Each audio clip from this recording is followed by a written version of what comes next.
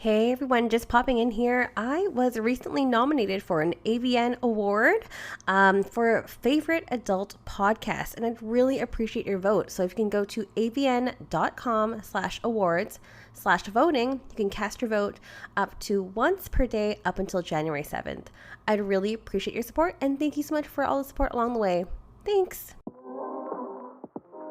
Are you a sex worker looking to build a new website or a website redesign? Then you'll want to consider Fox Digital. They did a fantastic job designing my website, Stripped by Sia. If you want your website done, mention that you're a listener of the show at foxdigital.design for 20% off. Tell them I sent ya.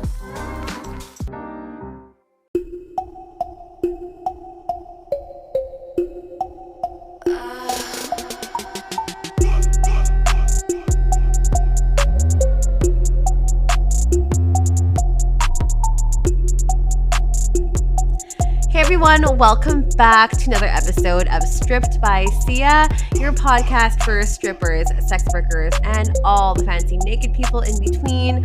I am your host, Steph Sia, aka Kimchi on stage.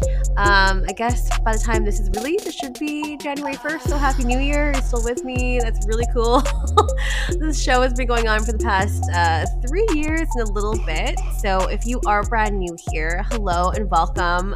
This show is all about the destigmatization of sex work, and I do that by bringing on different guests every single week, whether they're adult talent or they're people behind the scenes, directors, producers, nonprofit organizations, people that are sex workers, like basically sex work aligned and sex work positive. I really try to bring different guests on to kind of provide a transparent approach to understanding our lives, our profession, our jobs, our livelihood. So yeah, I've been doing that for the past 3 years and a bit. I myself am a stripper. I'm a dancer. I'm also a digital content creator as well. And I was a former sugar baby for a number of years. That's just a little bit about me. If you want to find out more about me, there are some bonus episodes back in like season 1 if you're really interested. But I'm actually more interested in the different guests that we bring onto the show. But before we get started there, I just wanted to shout out to all the lovely Patreon subscribers that, again, and I've been thanking you forever, but thank you so much for your financial support. My website is finally up. It only took, a really long time, but we are here as promised. It's been a month since the website launch, and that is strippedbysia.com. You can find all the information on all the episodes, all my past guests from seasons 1 to 5, and check out the amazing design, which is done by my wonderful sponsor, Fox Digital. Be sure to check him out. It's foxdigital.design. If you are looking for a new website to be made, you can get like 20% off, which is really amazing. So be sure to check them out, foxdigital.design. Going back to my Patreon subscribers, did not even fully get into that, but I just want to specifically say thank you to some people that are on the top tier as well as a second tier. You all get fan recognition shout outs on the show, so just going to quickly go down the list here. We have Ted McGuire and Selena Money, which are the newest subscribers. Thank you so much. We also have Arup Sarkar. We also have Jay Suncern, who is local here to Canada. We also have Justin Erickson, who's down below in the USA, and Snoo Snoo, who is subscribing all the way from Germany. Once again, thank you so much for your support. Your funds are amazing. Since I've been doing the show for free for so many years, people are like, where can I donate money to? That's where you can financially subscribe over there. It's patreon.com/strippedbysia. And lastly, I just want to say thank you and shout out to Skyhawk After Dark TV, which is a network of adult videocasts and podcasts just like mine that you can go ahead and check out. It is awesome. We've got a lot of people that I brought on the show there. They have their own shows too, so be sure to check it out, skyhawkafterdark.com. Sorry, skyhawkafterdarktv.com. It is first thing in the morning for me on my day off, so I apologize. And speaking of apologies, I just want to address something too in the episode 145 with Fox Digital, actually, about website design. I did have someone write in saying that they were offended by some of the things that Anthony said in terms of like pushing down other people to amplify your own work. And I just want to come out here and take responsibility too if I ever like egged him on. Maybe I did too, because I also didn't agree with that design, but maybe I shouldn't have said that on a public forum. But I also don't support any kind of punching down kind of concepts or any or perspectives like that. So that's not something I want to encourage. That's not something that like my values are built upon. So I just want to come out here and say I am sorry. That is really not cool of me. I really don't want to be doing that at all. So please call me out if I'm ever doing something wrong, if a guest is problematic as well. I also just want to be as accountable as possible and, you know, own up to my own mistakes too, because I'm also not perfect, but also I'm still learning. So just wanted to put that out there. But anyways, it's been 5 minutes now of me rambling on, which is much too long. And I'm sure you're all curious and excited to hear what my guest this week has to say. And if you're not familiar, I am bringing on Miss Gemma Rose onto the podcast today. We are going to be talking about all things pole today. However, if you are not familiar with who Gemma Rose is, she is a stripper based in the UK. She's also an amazing pole dance instructor, content creator, meme creator, all over like educator in the pole dance area and stripper movement. So, and speaking of stripper movement, she is also creating a stripper friendly and for and run and buy for sex workers in the UK called the Pole Dance Stripper Movement, which we'll also talk about today, which I'm super stoked about. Welcome to the show, Gemma Rose. Hi, thank you so much for having me. I'm so excited to be here. Thank you for the introduction as well. It was fantastic. Thank You you. just like come round with me, and you know, when people ask who I am, I'm just like, just ask her, she knows. Everyone needs a hype woman or hype man. Great. Well, I'm super stoked to have you on. I've been a follower of your work on Instagram for a while now, and it says a lot because I actually don't really follow a lot of stripper. Or sorry, that's wrong. I don't follow a lot of pole dancers much anymore. But I really like the content that you're pumping out there. It's really educational, really informative, and just I feel like everyone, whether you are a pole dancer, whether you're a stripper, whether you're just in sex work, whatever it is, you have great nuggets of wisdom that is out there. So I'm super stoked that you decided to come on the show because you're doing so many amazing things. But before we kind of get into kind of all of it, I want to flip it back to you in terms of like doing your own introduction, introducing yourself to the audience, and defining who you are in your own words and terms. Oh, I think you summed it up beautifully. So yeah, pole dance instructor, stripper, OnlyFans content creator, very big into my activism work over here in the UK, really trying to fight for change in, you know, destigmatizing sex work in society and fighting for better laws, policies, and just changes in the UK, especially over here at the minute. There's a big push to shut down strip clubs. So I'm very much a part of that movement to stop that from happening and be like, no, we want our safe, legal working spaces. Thank you very much. So yeah, and as you were alluding to, the PDSM brand that I've created, and in with that, starting my first event next year. Well, actually, I say next year. No, it's the new year now. So in like 20 days' time, my first kind of mass event, which is the PDSM competition, which is incredibly exciting, and I think it could really revolutionize not only the UK industry, but actually just the pole industry as a whole, and hopefully bridge that gap between strippers and civilian pole dancers a little bit more. So yeah, I think that's kind of all you need to know. But Which is huge, and we'll definitely get into the details of everything that you do. Gosh, like I'm just so stoked to have you on the show today. yeah. Like, and girl.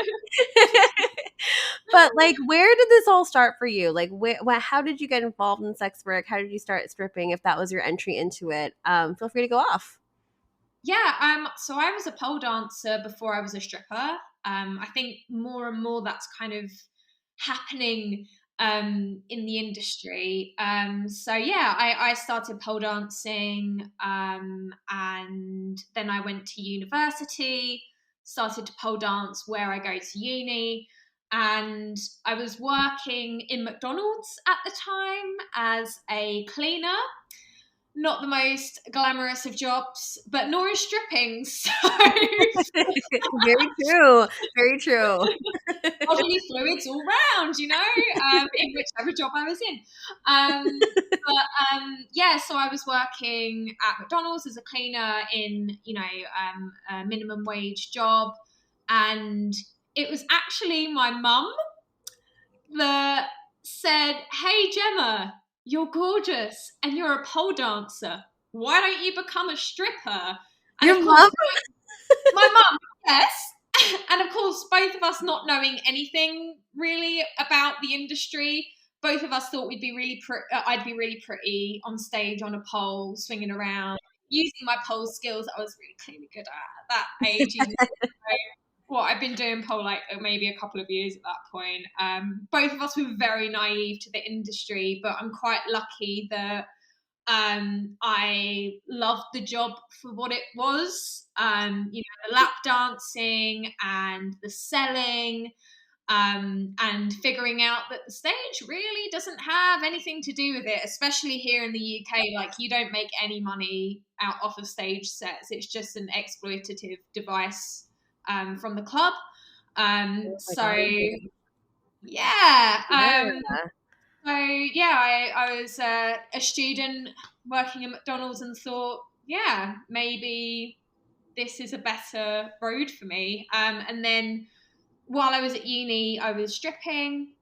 I did my pole dance instructor qualifications, started my OnlyFans, and that kind of rendered my degree somewhat obsolete, because I thought, actually, I want to do this rather than sit in an office 9 to 5 translating French texts, because I was a language major.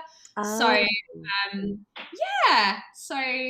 Oh, yeah, I graduated 2 years ago, and I've been doing conducting sex work for 5 years now. So amazing. yeah, that's my origin story. I love it. It's definitely not one you hear every day. Like when when you're getting Christian. My mum suggested it. It's great. It's fantastic. It was definitely like, if I had my time again and I was your age, I would absolutely be doing it. Like, she has performed at some of my pole showcases, and she's done a burlesque routine, That's and she's amazing.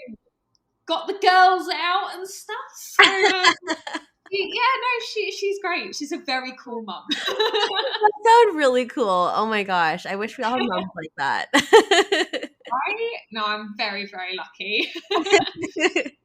Well, that's really cool. I mean, and thank you for kind of like basing the foundation off of that too. Like yourself, I started stripping basically after I was after I started pole dancing and stuff too. But I mean, it kind of goes hand in hand, and we can kind of talk about that too, and we go into the relationships between civilian pole dancers and strippers too. But I'd love to kind of hear like a really brief rundown on like what stripping is like in the UK as well. It's been a long time since I had people on from the UK. Like last time was like season, was it 1 or 2, talking about season 1, talking about stripping in Ireland. Oh, So wow. yeah, and like season one again with like one of our old one of my colleagues also used to dance in the UK many, many years ago. I think probably like 2 decades ago or something. So I'm sure it might be a little bit different now, but love to hear what the landscape is like now as well. Yeah, so it's interesting as well because I've recently got back from the States, and I stripped a little bit while I was out there, and just like the difference between there and here is, oh my God, it is astronomical.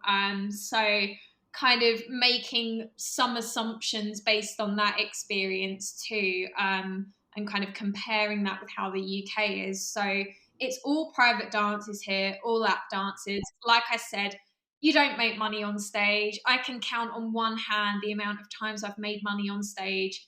In the UK, it just doesn't happen. We're a very tight culture here in terms of money. We are very generous.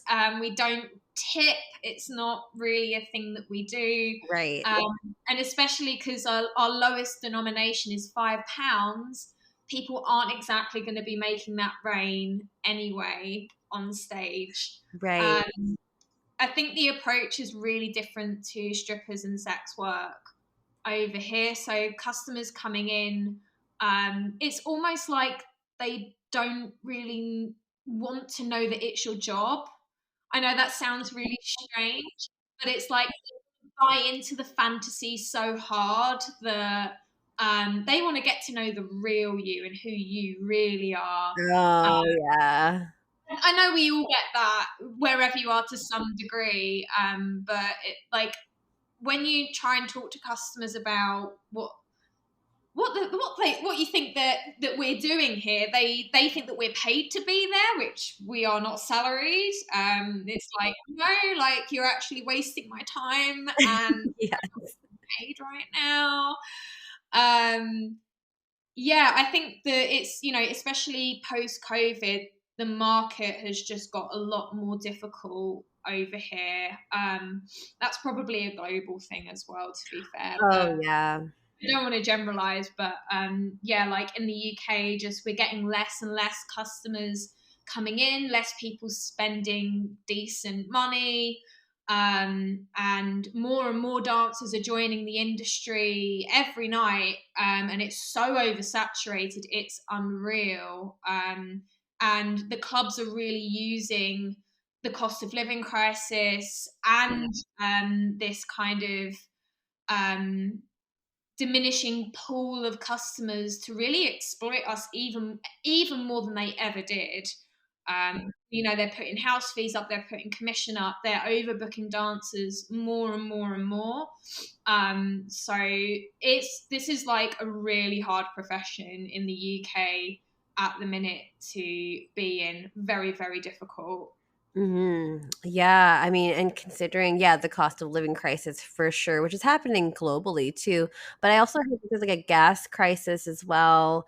Yeah, with the whole Russia thing too, and like a lot of people don't even have heat anymore, and it's awful, like to hear about that. So, so many different layers there. In Yeah, terms pick of out of that what you want.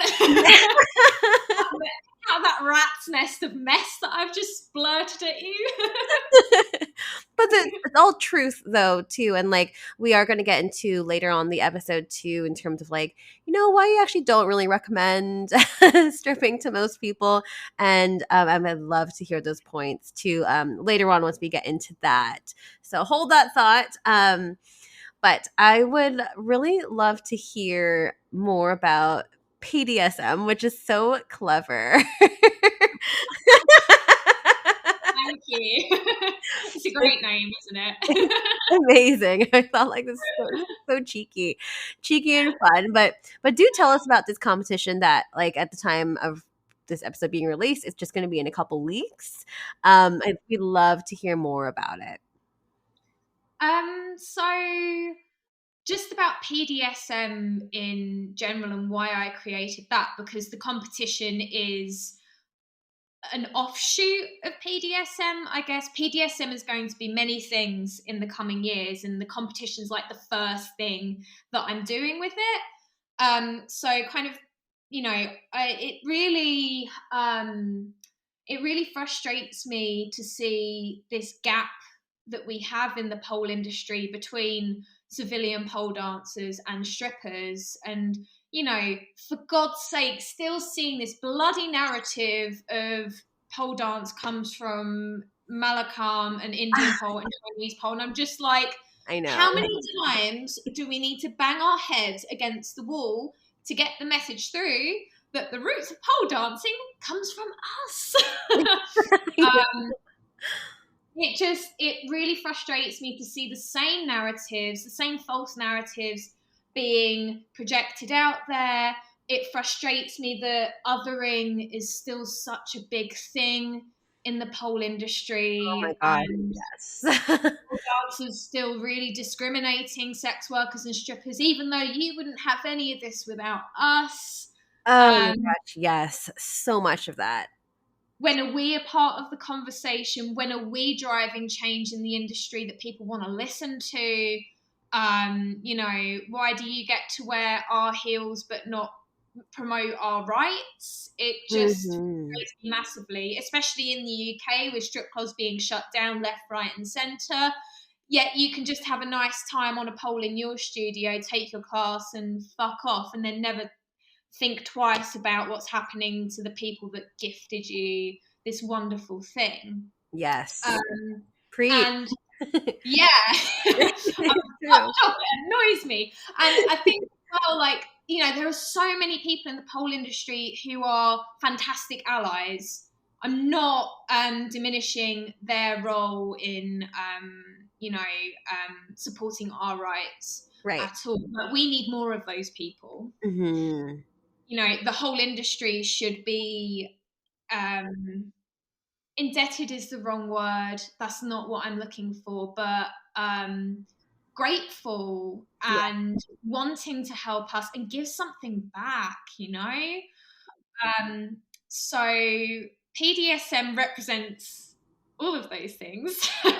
Yes. Okay. Yeah. There's a lot there. Let's just let's dissect that a little bit too, especially for those who are listening who don't know or who are not really familiar with, especially like the strip industry and hobby pole dancers.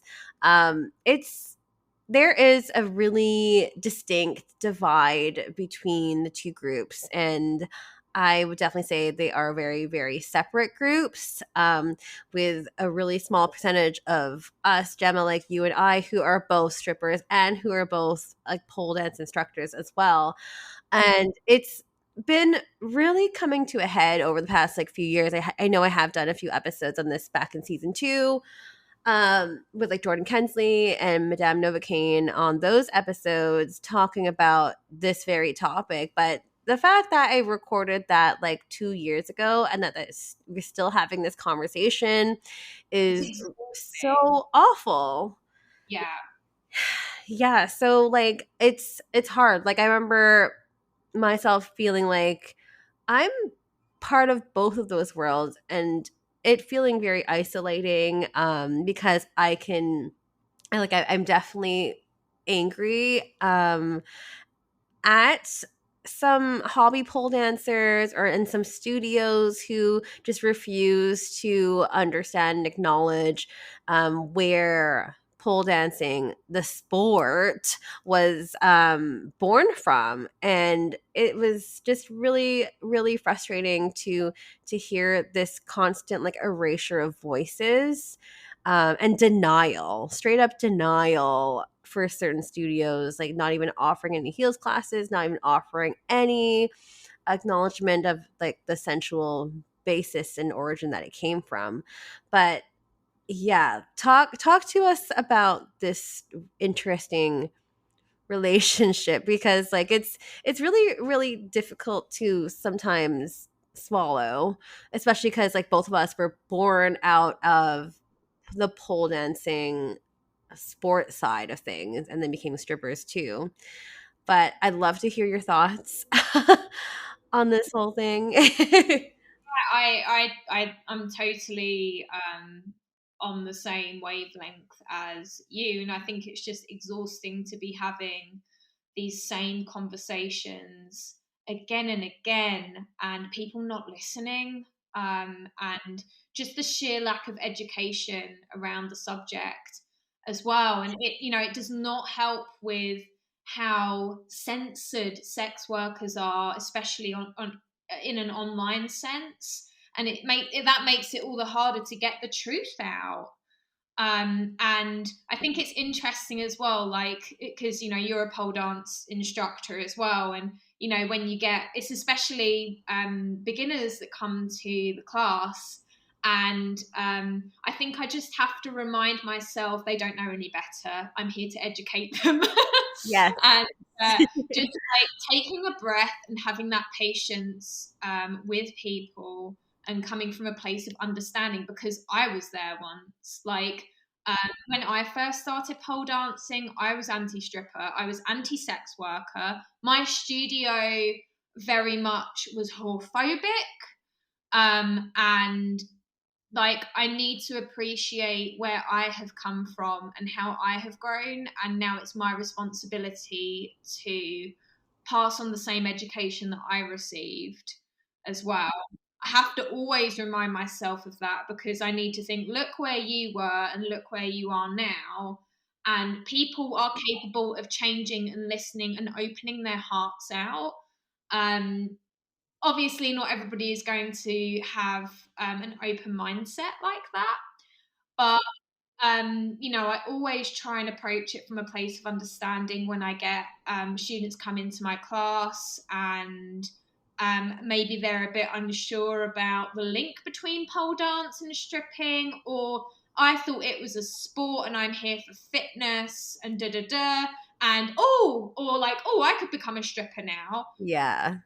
To really take a deep breath and gently explain to them why what they're saying might be problematic, and actually, here's the real reason, or here's why we should change the conversation and talk about these things in a different kind of way. And that's so much a part of my classes, other than just teaching the pole moves. You go to most studios and you learn your moves, you learn your tricks, you learn your choreography, but rarely studios or instructors taught you about the link between pole dance and stripping. And I think that is such an important part of a pole dance student's education. It's Yes. essential. It is essential. So anybody coming into my class, you are going to be having an activism lesson, as well as a pole dance, trick, spin, whatever lesson. And I love it, because my babies that have been with me and have grown up, and they're in my different levels now, and they're all so with it, and they're allies, and it's wonderful. And I think maybe if we hadn't have had those conversations, they wouldn't be fighting for us now, or not in the same way. So yeah, it's just having that patience sometimes, because we've been having these conversations for years now, So and it's long. exhausting. I mean, freaking someone like Jordan Kensley, I think we had a conversation. She's been saying the same shit for like a A decade. decade. Babe, oh my god, how do you not want to punch everybody's teeth out? No. Especially as well with the job that we do with stripping, our patience is so limited as it is with the kinds of customers that we deal with. So, oh my gosh, I wasn't the most patient person before this job or before these conversations, but my god, I've had to grow some. Well, I like where you're going there, like in terms of like really focusing on the educational piece of it, which is also how I look at it as well. I think it's because when I hear comments like, oh, yeah, like maybe you'll just go to amateur night and do this and become a stripper and blah, blah, blah, like comments like that, that's where like I stop that conversation as well. Because if you're ever in my classes, and I know a lot of my students are listening as well, you'll know everyone at the studio knows I'm a stripper. Everyone knows about the podcast. They just Yeah, know. yeah. Yeah. And that's because, especially because I am instructor of quote unquote exotic dance, I really do feel like there's a responsibility to tell people where this is coming from and to educate them on the history of where the style of dance comes from and where it originates. And I'm curious, I want to throw a question back at you because, like, we obviously do that in our own classes. But do you think the responsibility lies on the studio itself, or do you think it relies on the individual? A little bit of both, or? Yeah, probably a bit of both. I do think studios should be making more of a conscious effort to make sure their instructors are providing this necessary education. I think more studios should be employing strippers anyway, to be teaching and instructing. But you know, even if you have got civilians as pole dance instructors, which is absolutely fine, just make sure that they, you know, have their morals and values in alignment with what the studio wants and supporting strippers, and they're well on board with the roots and very well informed, and just, you know, just making sure that their students are aware of this. But you know, there are a lot of instructors that don't necessarily belong to one studio, or they teach online. So there's definitely a responsibility with the individual as well to be putting this information out there. And I think as well, like, you know, I think especially in cases where individual instructors may care about these issues, but their studio isn't that bothered, they should be really driving the change within their studio to, you know, give a shit about all of this because it's so damn important. Yeah. Um, I'd love to see a raise in standard in the industry with how this conversation develops. Really, I'm very fortunate that I travel about and teach my workshops. And in with that, I have a seminar that's called Why You Should Give a Fuck About Strippers. Yes. And yeah, it's so, honestly, I love taking that seminar so much. And I feel really grateful that there are studio owners that really care about this stuff, but don't always know the best way to approach it and want help and advice. And that's just the perfect space to be having really open and frank conversations about whatever they like, because I know they're coming from a place of wanting to understand and wanting to improve. And I wish more studios would take opportunities like that to really sit down, come to the table, and not only hear us for what we have to say, but let their students hear it as well. Mm-hmm. Yeah, that's definitely, it's just so important to have these conversations and to initiate these conversations and have a discussion about it. It's super important, especially like as you're mentioning earlier, that kind of ties in with your activism, like why this shit should matter. And you know, like it's really important to talk about it because a lot of times it's not being talked about. It's still not being addressed years later, decades later. So and I there's think like a lot of allies get worried as well because they're like, I don't. Some feel like they don't know enough, or like they really do want to help. Their hearts are in the right place, but they don't always know how to go about that. And I think I just want to say, like, that's totally okay, and you can ask for help.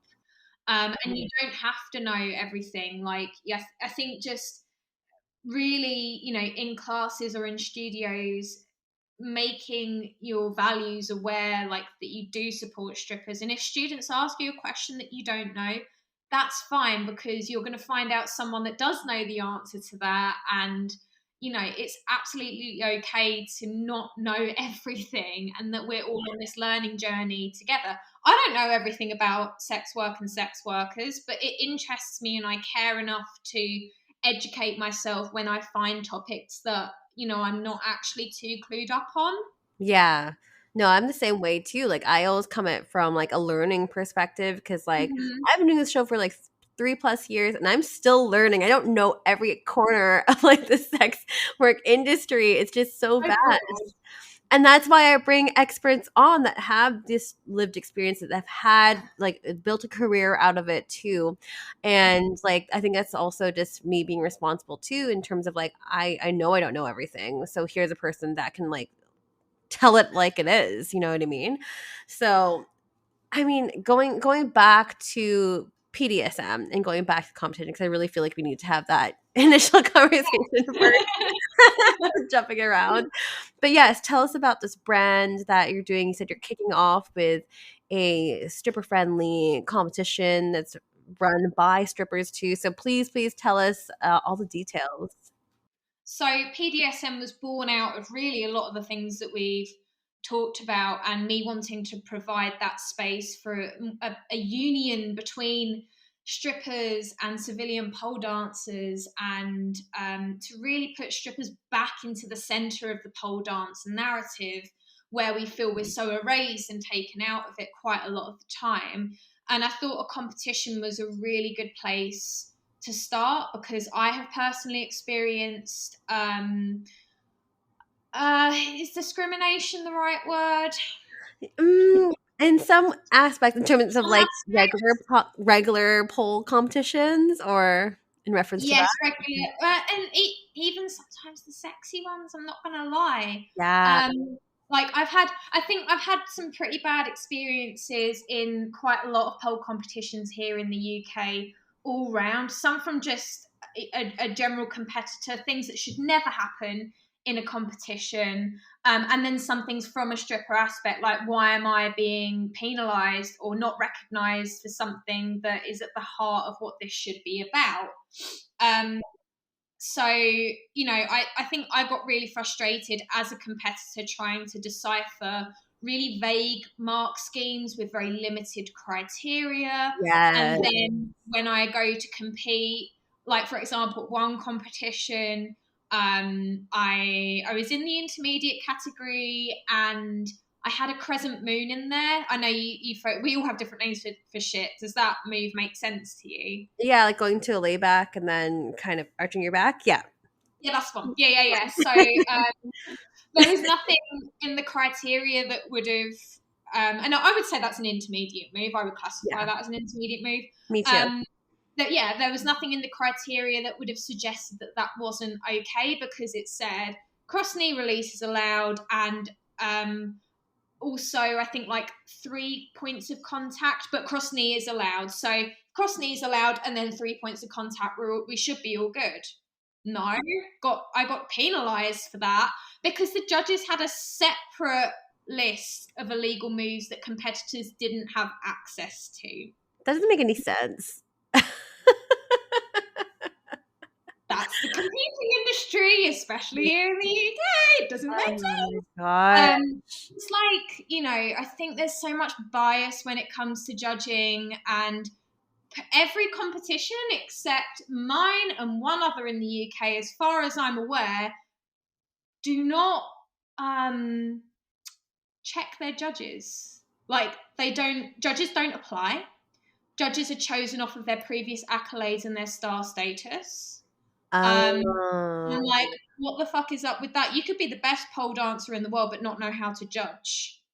So my competition not only puts judges through a rigorous application process, and we've selected people. Say we, it's me. We do this is me. I've selected people based on actually, you know what, you are a good judge. I don't care what your pole dancing is like, but you're a good judge and you're a stripper, so you have knowledge of the industry.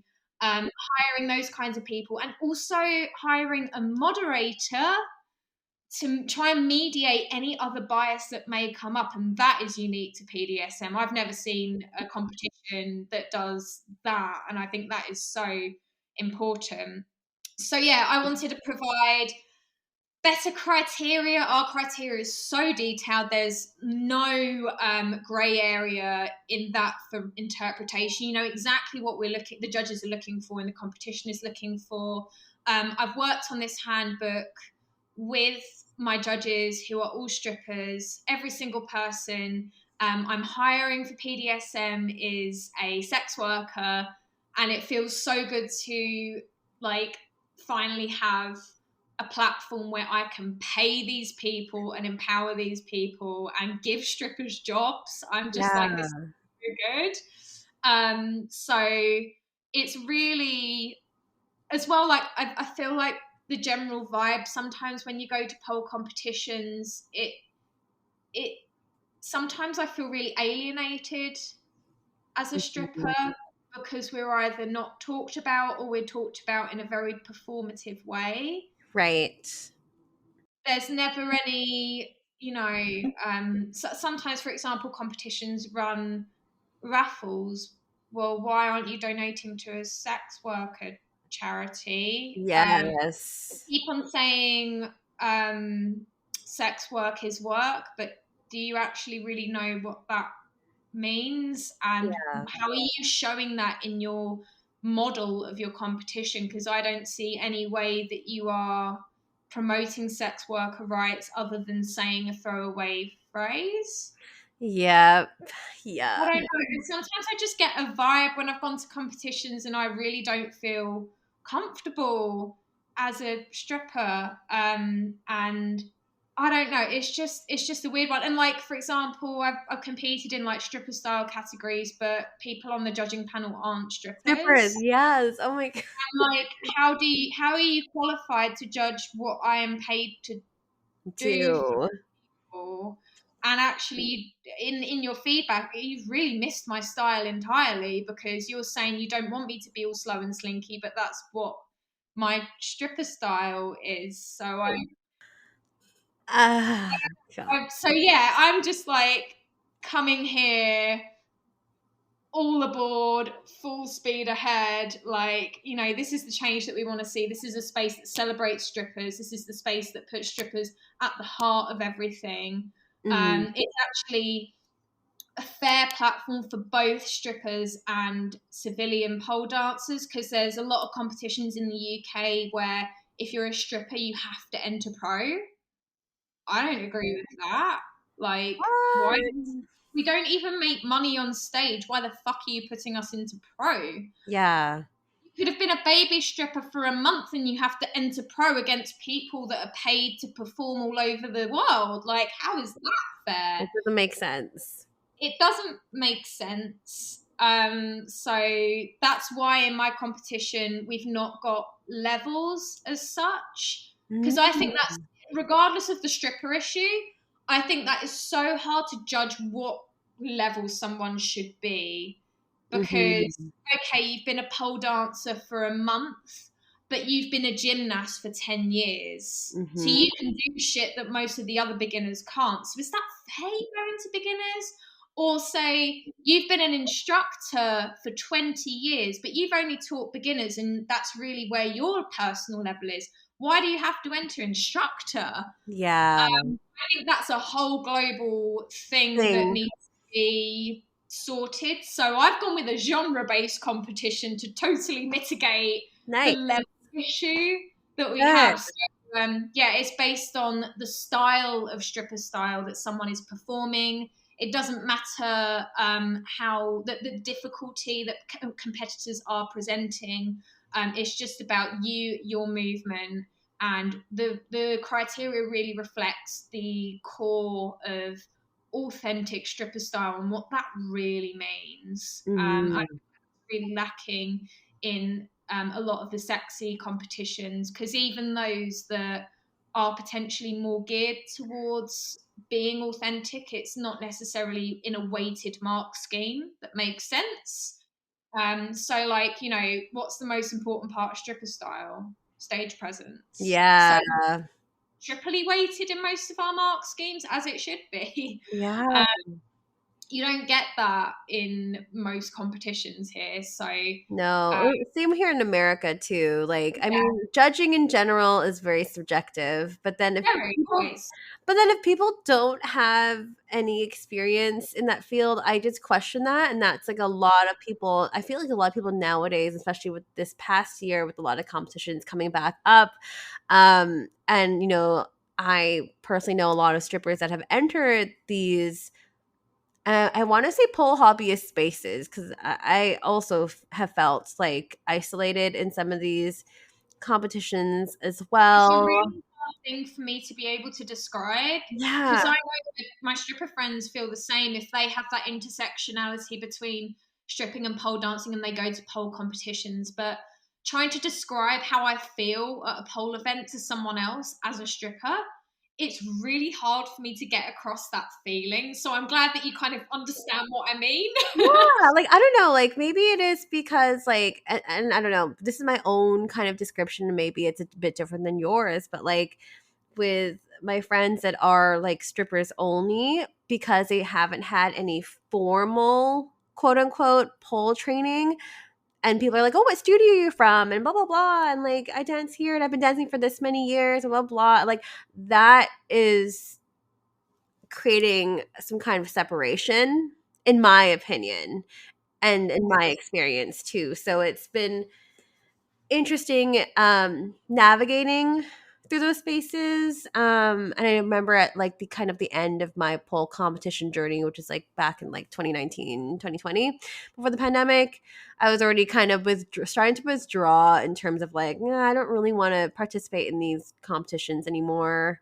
Um, I don't know if I resonate with some of the judging criteria, which I mean, judging criteria is always kind of like all over the place. But like, as a person who's organizing this, like, how do you do this? Like, how do you what are the criteria?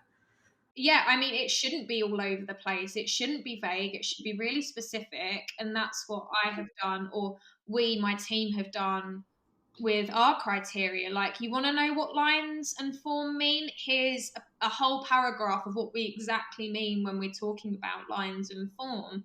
You don't get that in most competitions. You don't get a detailed breakdown of what all of these things mean, whether that's for the competitor's sake, trying to decipher and play these mind games, which shouldn't be a thing anyway, or for the judges who are trying to judge fairly and know what the competition wants and expects from them. And it's just having that kind of three-way level of communication between organizer, judges, and competitors, and we're all on the same wavelength. We know what's what. It's very clear in black and white what, what we are playing to, the rules that we're playing to. And it hopefully, it prevents just miscommunication and, what did the judge mean when they were saying this? Because that's not in the mark scheme at all. Or I didn't think I was going to be judged on that. Like when I've done sexy competitions and I've been told by the organizer it's not about tricks or tricks based. What was the feedback that I got? Not enough tricks. Oh my god. I'm just like, I don't know what to do. I clarified with the organizer, but there's a breakdown in communication somewhere. Like, Yeah. very, very frustrating. It shouldn't happen. We're better than this. Mm-hmm. No, we're better than this. And the industry is developing, and it's only going to take people like me to say, "Come on, Yeah, like let's go. this this vague shit is done. Let's up our standards a little bit." To make some real change here. Yeah. Well, I think it's important. It's so, so, so important what you're doing. And I'm so glad you're kind of pioneering this as well, just because I feel like we're finally going to be able to have a space where we feel like we belong. And it's really fostered and built on that inclusivity. So thank you for that, for like paving the way. Like I'm super stoked and I can't wait to kind of touch base with you in a couple weeks after this is out just to see how it all went down and stuff and what the feedback was. I Um, didn't mention people get to be naked. what's that? People get to be naked. Oh hell yes! Oh my god, that's amazing. I Oh feel my like that's god. really important.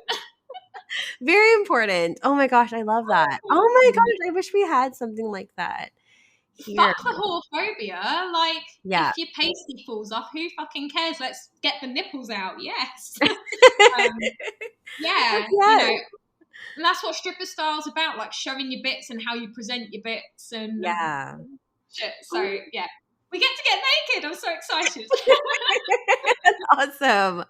Oh my gosh. So, yeah, as mentioned, like can't wait to touch base with you Yes. once the competition is done. I think what you're doing is awesome and is like a real thing that is going to make change. And I just hope that more people follow suit with this. There are a couple like there's one other competition that I know of. That's going to be in Canada, which I'm actually a judge for that one. Yeah, script down. Yeah, I'm going to be a judge for that competition, which I'm stoked about. It's just so nice to see, more stripper centric spaces coming about, and strippers being like, no, we are here, we are loud and we are proud, and pole people listen to us. And I just love seeing strippers take up space. It makes me happy. It's the fucking best. And we need to take space too. So, I mean, the last bit of the kind of conversation I want to talk about too is kind of inspired by like a post that I saw on your Instagram too, in terms of like why you actually wouldn't recommend stripping as a job to, say, civilian people. And I really resonated a lot with your post, especially as pole instructors. We often get this question all the time. And we were both born out of that same like cloth, we came from 100%. there.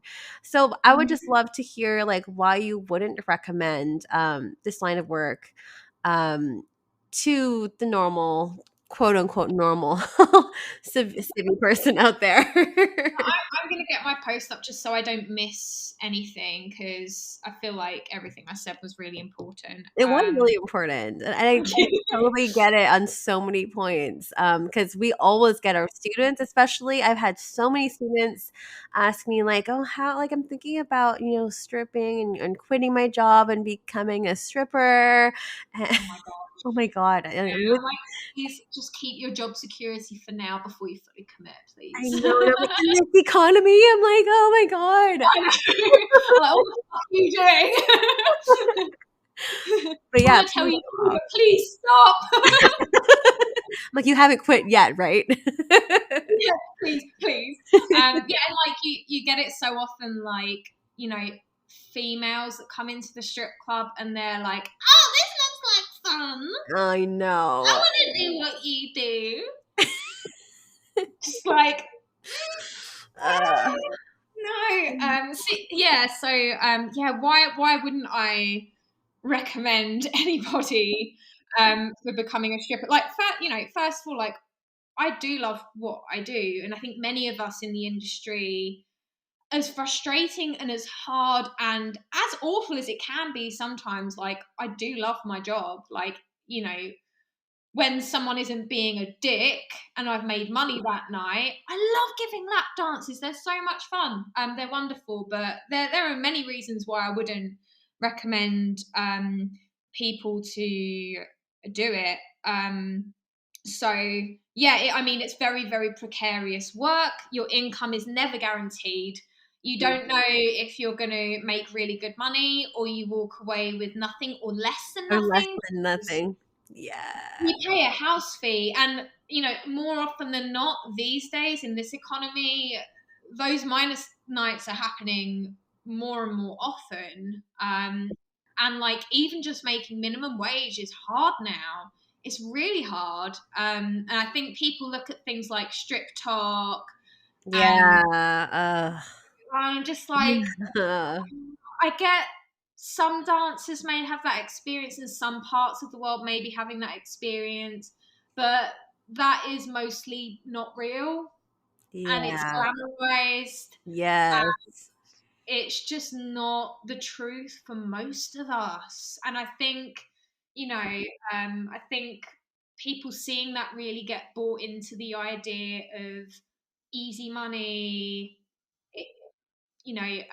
ridiculous wealth at the tip of your fingers. Like, Yeah. who wouldn't want that? Like, if it was that easy to make money, hell yeah. But it can be fast money, but it is never easy money. Yes. And Thank you.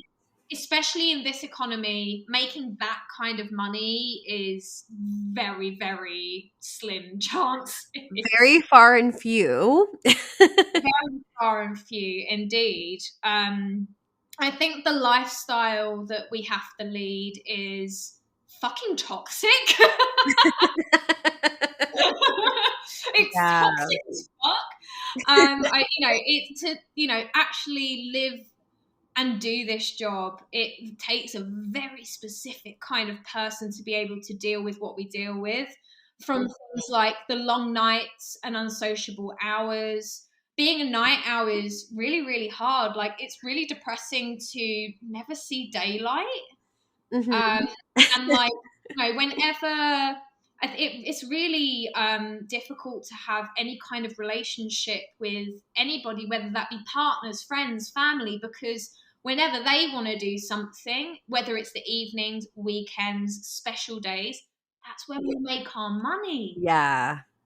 It's a very isolating job, and it really tests the relationships that you have in your life to make that work, because we're often just on opposite ends Spectrums. from there. Yeah. Really hard. The environment overall is very overwhelming. It's changeable, volatile, and it's a highly pressurized environment. You have however many other dancers running around trying to do the same job as you, with probably less customers than there are of you nowadays. Oh, yeah. It is such such a pressured environment, and when it gets like really busy at my club, it's often with social drinkers, and that can be really overwhelming, distressing, not knowing how long to spend with a client before you move on to the next one. And it yeah, it's a very, very overstimulating job, and it's such a competitive environment that you're thrown into, and you have to be really resilient to be able to cope with that, for Yeah. sure. Not to mention, like, you're constantly surrounded by like alcohol and substances and stuff too. Like, that can be a trigger for some people, or people that already you maybe like you're drinking a lot. Like, you might be drinking even more or expected to drink more too if you're selling those like champagne rooms or just the drinks that people buy you. So like that can be overwhelming a lot too. And I always have to say no because I actually don't really drink when I work, but like that's like another added layer to that equation. So, Yeah, there's like a lot of social pressure with drinking culture, yeah. and like, you know alcohol generally does make things easier to cope with, whether that be you're in a really difficult dance with someone, and having that bit of liquid courage allows you to maintain your patience a bit more. Mhm. It kind of dampens you to a point where you can have fun with people and you're not really bothered by anything else happening around you. And it's easier to sell dances under the influence. So that's really difficult to be able to contend with. Um, Most people that I work with drink heavily, and I really understand it. I used to not drink at all at work. I used to be teetotal at work, but I've been drinking more and more because I sell more. Yeah. It's easier to deal with people, and I'm really trying to keep that under check because I see what that does to my colleagues, my friends. Yeah. But it's like, it's not, I think some people wanting to enter the industry think that, oh, it's a night out that I get paid for, and it's Aw. Like, oh no, it's it's really okay, no. not. It's not fun in any way like that. Yeah, I think a lot of people, would like to treat it like that, but no, it's a job. But you've got all of the added pressures and conditions of what a night out could be, but that just makes your job so much harder. Yeah, I agree. Yeah, and like, the clientele that we have to deal with are just usually the fucking worst. Oh, They're absolutely. rude. They're rude. They can be violent. Um, they, constantly push your boundaries with what you feel comfortable with. and can be verbally, mentally, physically abusive. Yes. That's not fun. No. It's very tiresome, emotionally exhausting to deal with. Trying to protect your boundaries and your energy in this job is such a challenge. And I think people think, I think a lot of especially pole dancers that have tried a lap dancing class, and hey, sorry, I've just had my mouth full. Hey, isn't that oh, lap dancing's really fun. You don't dance for the kind of clientele that we dance for and aren't pushing you. Yeah. It's not a nice experience sometimes to dance for the kinds of people that we dance with. Yeah. So, fine if you want to dance for your boyfriend and your friends and they're going to respect you and that's a really fun dance, but try dancing for, your, someone that's really pushing you Yeah. in a situation you do not want to be in. Yeah. That's not fun. Fun. Like always constantly having to like push their hands away and trying to get creative in terms of like, okay, how can I like gently push this person's hands away and like prevent him from like trying to like put fingers in places I don't want him to be in. And Also, I want to keep selling and I want to make more money from this person because fuck trying to hustle more people that don't have money. So exactly, like how much that do you want to put up with? it leaves you in such a difficult position as someone trying to make money in a more difficult economy than ever before. Yes. Yeah. I think like what I'm really struggling at the minute with as well is just like the pressure to be sexy all the time and like Mm-hmm. really trying to distinguish between who's Gemma as me, as a real person that exists in the world, and who is my stripper name's Rose, who is Rose at her job. And like the more, because I've been working more and more, we're coming up to festive season. Um, I'm really struggling to like differentiate between these two characters and who I am, and it kind of like really fucks with you in like almost a depersonalization kind of way. And I mean, I feel like this job exacerbates any mental health issues that you already have. Yeah. Yeah, and if you don't have any coming into the job, you'll have some by the time you leave. So true though. It's so true. Yeah, Like but I have anxiety, I have depression, and the job really feeds into that. and like any demons that you already have, this job knocks up against that head first. Mm-hmm. And that's just really hard to exist in. So yeah, the lifestyle is just I couldn't recommend that job to anybody. Yeah. Who wants to live like that? I think I think people wanting to enter the industry just all about chasing the money, but number one, that's not even really necessarily the reality, and number two, like, don't be blind to the rest of what's happening and what the job is. It's such a hard job. It is a hard job and it really is like hard work. And a lot of people who are curious about getting into the strip industry oftentimes forget about like the work element and the amount of energy that you're putting into it. And it can be really, really challenging and not made for certain types of people. You really have to be a great salesperson. To do this kind of work if you really want to be quote unquote successful and rake it in. But like right now, it's like increasingly difficult to do that. I always like track my like how much I make per week when I'm booked, and like it hasn't been super great lately. So it like that's just us being super transparent about it, because like yeah, you have like problematic resources, and I'm using resources as a very loose term, uh, like yeah, strip talk and people really glamorizing what this world is. So yeah, like just take it with a grain of salt. I'm also the same way with like my own students too. I really like to like preface it before, like have a checklist. Are you okay with this, and this? And really being frank about them and when I have these conversations with them, because I just feel a lot of times they just really want to dance on stage and look pretty and stuff. And like how it is structured here in Canada, where I specifically am on the West Coast, like we get paid to be on stage as features, but there's not a ton of money in that either. Like all the money is in private dances, and a lot of people just don't understand that.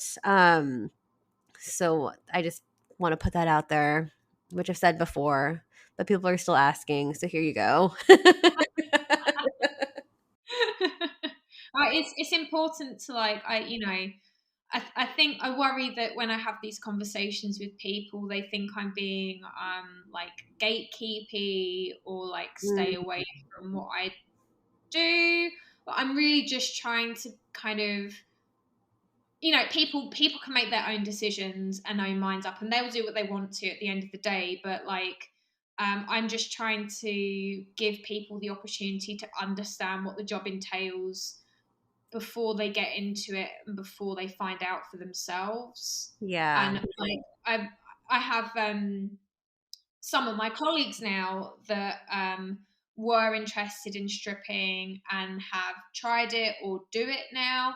And even one of my really best friends that I work with now, and we had many extensive conversations about this. And she's a very good student of mine in my classes, and I would talk to her about maybe why this job isn't necessarily for you. And she went about everything in like the best way possible. Like she didn't quit her day job entirely. You know, we yeah no she just went about it beautifully, because I also, a lot of kind of new strippers coming into the industry can act so disrespectfully, and it, Oh my gosh. oh my gosh, it just that's exhausting in and of itself. But she did everything so beautifully, and even all of the conversations that we have and her high levels of understanding and empathy, she was like, I could have never prepared myself. Even though you've told me everything, I could never have prepared myself for how I felt in that situation. Mm. And she's like, I'm so glad I didn't quit my job, and I'm so glad like I have the privilege to kind of dip in and out as and when I want and need to. Because she was considering sacking everything off and just doing stripping full time, and she's Oh like, I'm so wow. glad I didn't do that. Yeah. But I feel like most people wouldn't heed my caution in the same way. But you learn quickly, you find out soon enough. Well, it's true. Yeah. I mean, like, it's a very different reality when you're actually living through it. So it's not like I'm trying to tell people, no, don't do this. But I am really just trying to be as transparent as possible to give you like the real fucking deal. And I don't know, I'm protective in that way a little bit too of my students. Yeah, because I feel like they have this whole facade of what the reality is, and I'll like let them know exactly how it is and what it isn't. So I'm glad that we were able to have this conversation because it's also so important. We get this all the time from students or just even civilians that listen to the show as well that are really interested and using this as a resource to kind of prep them for that. Um, so yeah, we need to continue to have more conversations like this because there's so much fluff that's out there right now. I think it's hard. It's like, it's really hard to have these conversations, because I feel like people that aren't in support of the industry, I feel like this is kind of ammunition. Um, but I find it really sad that we can't talk about our truth without people still supporting us and our rights and improvement in working conditions. Nothing's going to change if these facade illusions of stripping being a really glamorous industry, if those persist, we're never going to destigmatize sex work in the right way, and we're not going to get the changes that we so desperately need in our working environments. So I think, having these conversations are so important to get the truth out there and destigmatizing it in a very real way. This is what it's like, and we want our jobs, we need our jobs, we just need help making them better. So help us with that, rather than, I feel like a lot of pole dancers can sometimes put stripping up on a pedestal for it being this all glamorous job, and the reason we are supporting it is because it's glamorous, rather than it being the reason we are supporting it is because we are backing the workers. Do you know what I mean? Yeah, I know exactly what you mean. Like, sex work isn't, it's not only valid, stripping isn't only valid if it's glamorous. Like, sex work is valid regardless, whatever kind of sex work it is, whatever money you're making, it's valid regardless. It doesn't have to be the highest earning thing for people to support what we do. Totally. That's such a great point, and I'm so glad you said that, because like not a lot of people share that view or have said that. It often gets curtained behind that whole glamorized aspect, but like, what is the real basis of this? And this is why I continue to bring people like you onto the show every single week to let us know, like, hey, there's more motivation for this, and we really need to put our rights and decrim at the forefront to hopefully, one day, I mean, that is a goal, to make and create better working environments for us all. So I mean, if people want to continue this conversation and want to reach out to you, though, where can they find you? Yeah, so I'm on Instagram at Gemma Rose Pole. You have to type me all the way out because I am shadow Shadow banned. ban. Yep. Yay! I have my website at gemmarose.co.uk. If you're interested in my PDSM stuff, then you can go give us a follow over at PDSMUK. And our website is, I think it's PDSMUK. I'm going to check the because Just in I'm case. not. It's poledancestrippermovement.co.uk. You have to type the whole thing out. And yeah, if you're interested in like learning pole dance with me, I mean, I travel everywhere. If anybody ever wants me anywhere in the world, I will go. If you want to learn with me online, I have a buy me a coffee with a whole array of class recordings that you can purchase and keep forever. So yeah, that's where you can find me. That's how you can support me as well. So yeah, I hope to have conversations with some of the listeners of this podcast. So yeah. Absolutely. And all of those links, all of the handles, they will be available in the show notes below. If you haven't already clicked around while listening to this episode, please follow Gemma, help her out over there as well. If you are in the UK, and I know a lot of you listeners are in the UK, go take classes with her. I would love to go take a class with you one of these days when we're back in America, or when I'm out in the UK. I So would love to come to Canada. Like, I'd absolutely love to come over there. I'd love to maybe try and come for strip down. So yes, November next year, or November this year, actually.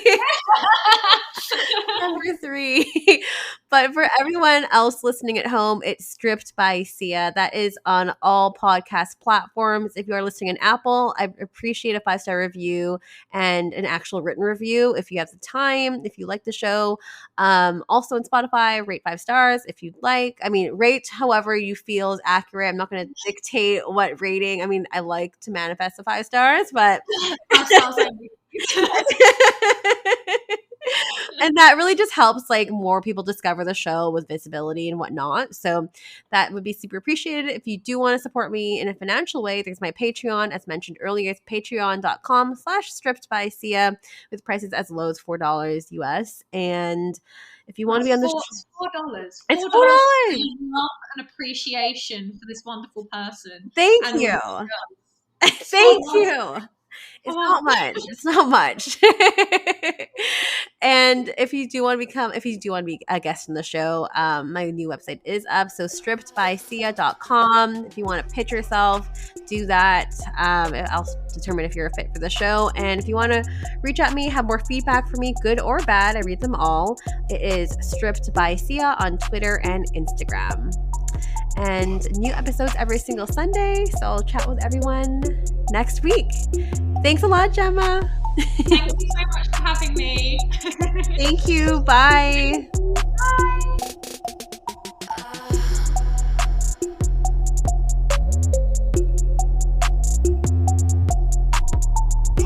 You're listening to Stripped by Sia, hosted, produced, and edited by Steph Sia. Music by Ted D. Graphic design by Maria Bellandarama, and photography by Ian Dabrin.